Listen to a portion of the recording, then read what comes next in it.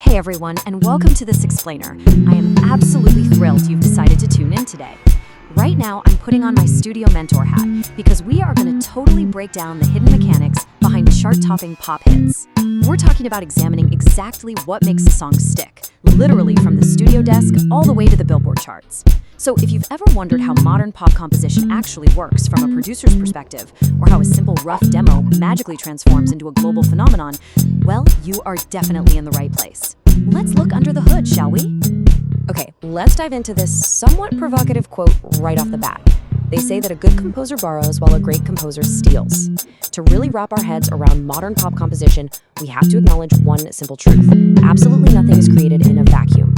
Borrowing and deeply analyzing the works you admire to write your own stuff is an essential historical part of the craft. Honestly, as producers, we're constantly standing on the shoulders of giants. So think of this as our syllabus for today's session. We're going to run through keeping the blueprint simple, the art of borrowing, stacking the functional layers, breaking the musical rules, and finally, securing your loyal fan base. We'll basically move chronologically through the anatomy of a hit, starting with raw composition and finishing up with the grassroots marketing that actually gets real people to press play.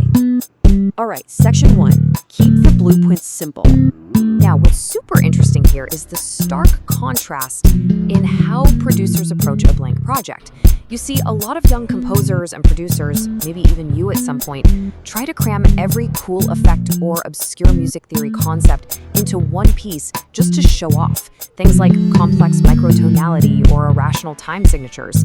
But that leads to an approach we call beautifully complex, which honestly just ends up sounding like a disjointed collage of miniatures. Trust me on this, less really is more. The most cherished effective music starts with a complexly beautiful foundation.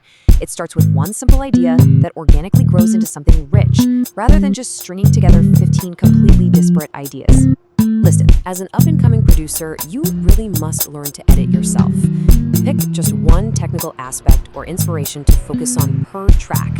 And, this is absolutely crucial, don't be so wedded to your rigid MIDI data. When you strictly map out every single note perfectly on a grid, you totally lose the human groove. You've got to leave room for live orchestration and human flaming. You know, those tiny, beautiful imperfections in timing that actually give a track its life. Moving right along to section 2, the art of borrowing. Let's look at what happens when you strategically borrow a vibe. And we'll use Miley Cyrus's massive 2023 hit Flowers as our ultimate case study here. So Flowers is widely considered to be a response song to Bruno Mars's 2012 hit When I Was Your Man. And a response song is brilliant because it capitalizes on familiar emotions and themes. This generated huge buzz and viral conversation, right? But putting our producer hats back on, we have to look under the hood. Because musically, these two tracks are fundamentally different beasts. And this brilliantly illustrates the art of borrowing. When you actually compare the numbers side by side, the math proves the music is entirely different. Miley's track is a 118 BPM syncopated disco funk groove with a completely different chord progression and rhythmic melody. Bruno's track, on the other hand, is a 73 BPM piano-driven ballad. There's absolutely no direct sheet music interpolation happening. No way. Yet, the newer track perfectly captures that familiar mood and flips the narrative. That is borrowing done masterfully. Okay, section 3, stacking the functional layers. Let's put on our mix engineer hats for a second and see how a track like Flowers is actually built from the ground up using the functional layers theory. Modern pop is incredibly layered, and to avoid a super muddy mix in your DAW, every element you add should serve one of 5 specific purposes. You need your explicit beat for rhythm, your functional bass to anchor the harmony, harmonic filler, like keys or guitars to thicken things up, your melodic layer, which is usually the lead vocal, and finally, your novelty layer for those unique ear-catching textures. Looking directly at the production of our case study, the explicit beat and bass layers are just meticulously crafted. The producers use techniques like gating the hi-hats with sidechain compression to create this super tight, choppy feel. They intentionally layered slightly offbeat claps to introduce that human flaming we talked about earlier. And notice how all the cymbals drop out right when the chorus hits? Man, that creates a massive dynamic impact. They also swapped out their rigid MIDI bass placeholder, probably Trillion or something, for a live muted bass recording, and ran their strings through a Neve preamp style saturation to get that lush 70s Gloria Gaynor funk feel. But whatever you do, never underestimate the novelty layer. For this bass line, the producers patched a real Fender Jaguar bass recording with a noise oscillator and an analog sine wave synthesizer, just to add some serious analog depth. It's this kind of subtle, textured ear candy that literally elevates a track from an amateur bedroom demo to a polished, radio-ready hit. All right, Section 4, breaking the musical rules. So, if you want to stand out in a crowded, trend-heavy market, sometimes you actually have to look centuries back instead of looking at what's currently playing on Spotify.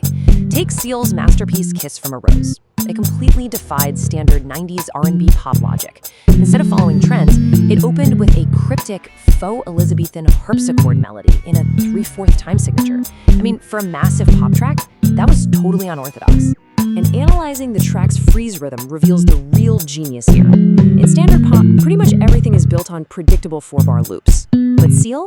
He uses 5-bar hypermeasures for the first 3 phrases. And then, for the 4th phrase, the odd one out, he extends the progression to an unpredictable 8 bars. Actually, scratch that, it feels more like the record player just jogged for a second. This rolling, repeating tension forces the listener to lean in, simply because their brain can't easily predict where the next downbeat is going to land. As music theorist William Rothstein points out, manipulating phrase rhythm like this is usually an element that sets tonal art music apart from popular music. When you take the standard 4-on-the-floor, 4-bar loop rules of pop and strategically break them like this, you instantly signal to the listener's subconscious that they're experiencing a piece of elevated art. Finally, Section 5, securing your loyal fan base.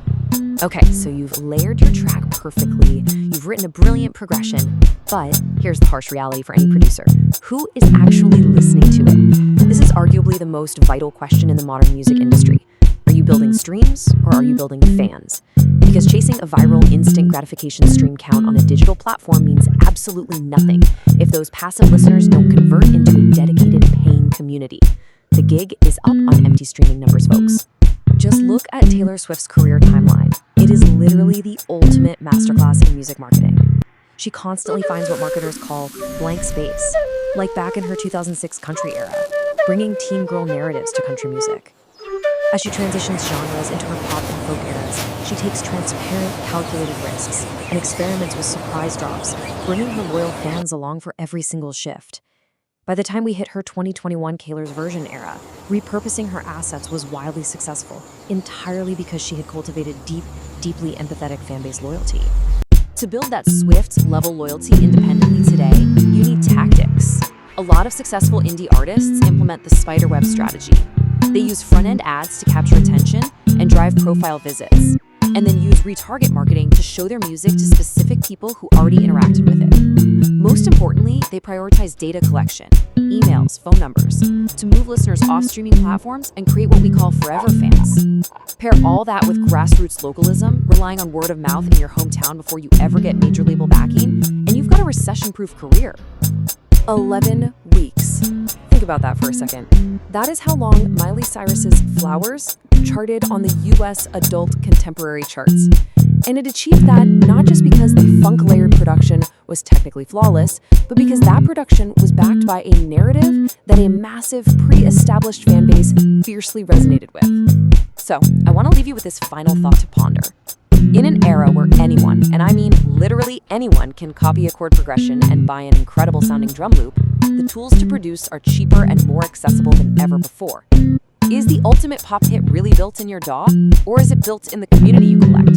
Your true superpower as a musician isn't just what's sitting on your hard drive, it's the authentic connection you build with the real people pressing play. Thanks so much for joining me on this explainer. Keep creating, keep connecting, and I'll see you next time.